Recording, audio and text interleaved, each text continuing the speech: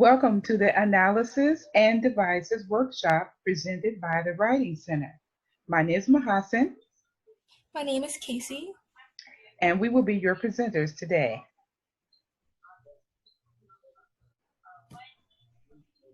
First, we're going to talk about analysis. Analysis goes beyond the presentation of facts. It requires not only a proper explanation of the discussed events, but through analysis along with it. This means that you as a writer will take a position about an element or elements of the text. This also means that the writer needs to be very familiar with the text that you are analyzing.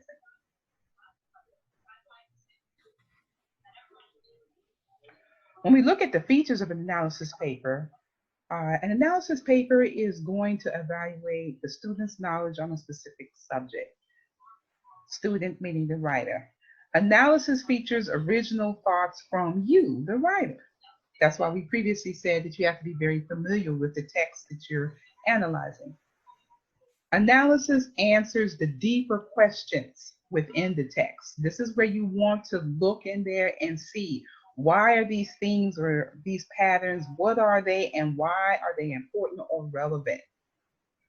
An analysis is not a summary. A summary is just a recap of all of the main events.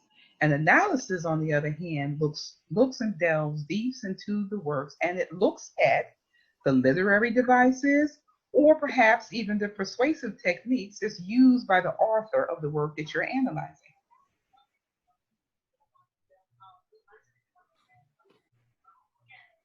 When you are writing an analysis paper, there are a few questions that it is good to reflect on. What is my point? As you are analyzing this text, you want to look and see what is the point that you want to make about the thing that you're analyzing. What meaning have you, as the writer, attached to this author's work? Then you want to ask yourself, why did you attach meaning to that theme, event, or an idea? And all of this is going to be backed up by the evidence that you present. How can I prove that the point I am making or the meaning I have attributed is valid? This is in your body paragraphs where you're going to use examples from the text to prove your point. So you're going to take a position. This is the point or the analysis or the conclusion that I have come about by this particular piece of work that you're analyzing. And then you're going to use evidence from within the work to support the position that you've taken.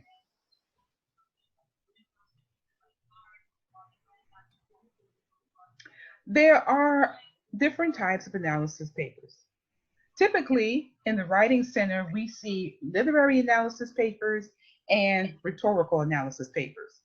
For rhetorical analysis papers, that is, we're going to understand someone else's argument or position. So you have a writing that you are looking at and you're analyzing, and you're going to answer the question, what is this author trying to do? As you analyze this is often going to include using persuasive techniques, which we will go into further on in this presentation. But what are the persuasive techniques that the author is using in this rhetorical analysis? And when you're doing a rhetorical analysis, it is very analytical, not necessarily argumentative. When we look at a literary analysis, this examines a work of literature and you're looking for the hidden meaning, that deeper meaning that is within that literary work. It's going to identify the literary devices used by the author, and further in this presentation, we will discuss devices with you as well. A literary analysis is an argumentative essay about how you, as a writer, interpret the piece of work that you are analyzing.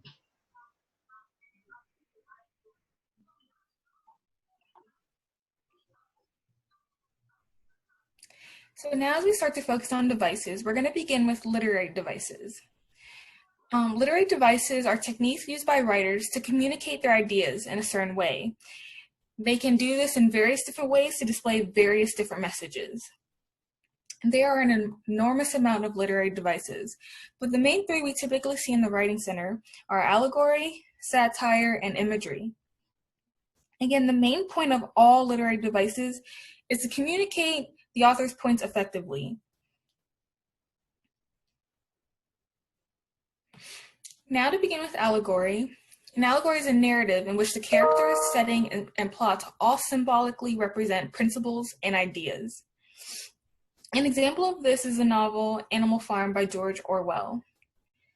It uses animals' characters rebelling against the humans as a form of reenactment, and in turn, political commentary of the Russian coup against Nicholas II.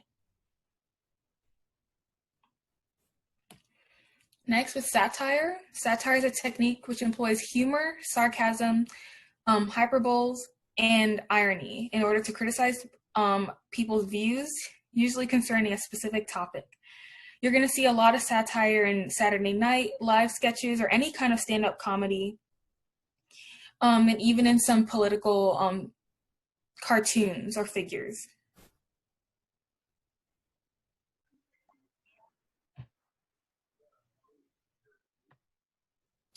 And now finally with imagery. Imagery is the author's way of using words which appeal to the five senses. This helps to create a more vivid and hopefully sympathetic scene. It is a way for an author to use description to reach out to readers' emotions, a way to bring them in. Now we're going to get into rhetorical devices. A rhetorical device is meant to express meaning, persuade readers, and showcase emotion. And just like literary devices, they can, when readers use rhetorical devices, they can do this in so many different ways. Rhetorical devices can occur in almost any kind of speech or writing. You typically see them in speeches and writing. And a rhetorical appeal is a mode of persuasion used in writing to make arguments by using appeals to emotion, values, character, or reasoning. The three main rhetorical appeals are logos, ethos, and pathos. While there may be some out there that we didn't cover, these are the main three.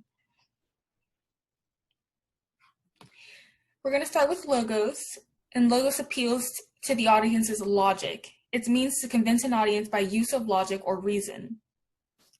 People can do this by using facts or statistics, even historical events, and literal analogies, and lastly, even by citing certain authorities on a subject. Next, we're going to look at ethos, and ethos is the ethical appeal, means to convince an audience of the author's credibility or character. An author would typically use ethos to show his audience that he is a credible source and is worth listening to.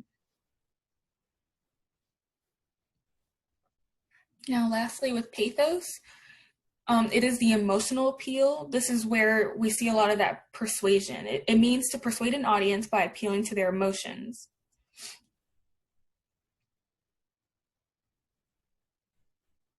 All right, so now this is our last slide. We hope that this was helpful.